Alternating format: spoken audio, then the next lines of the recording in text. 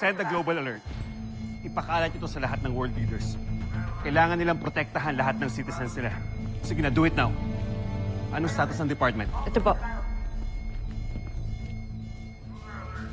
Dr. Hook, what's happening? Steve, aatake ang mga Bosenians. Malaking pag-atake ito. Now, I'm putting the fleet on standby. Nakausap ko na rin ang United Nations at ang Earth Defense Force. Kaya may makatutulong na si Voltes 5 sa pagdepensa. Dr. Hook, hindi pa rin ho kami mabubuo ngayon. Nasa medbay pa rin po si Jamie. Ako po ang sasama. Let me help, Dr. Hope. Ava, Matagal ko na din pong gustong maging part ng Voltes team. And I am as qualified as Jamie. Let me prove myself.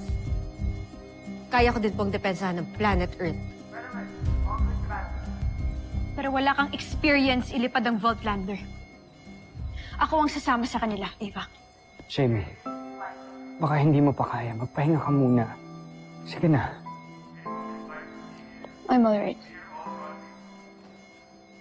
Magpapahamak lang ang Voltes team with you in that condition.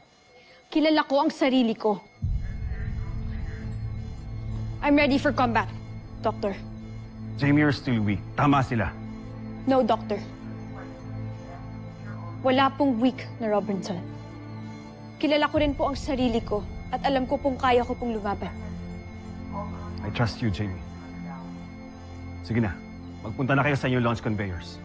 Move it! Yes, Yes, Doctor.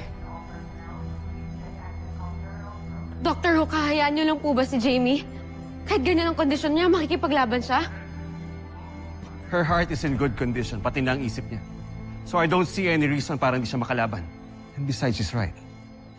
She's a Robinson. Sergeant Major! Yes, Doctor.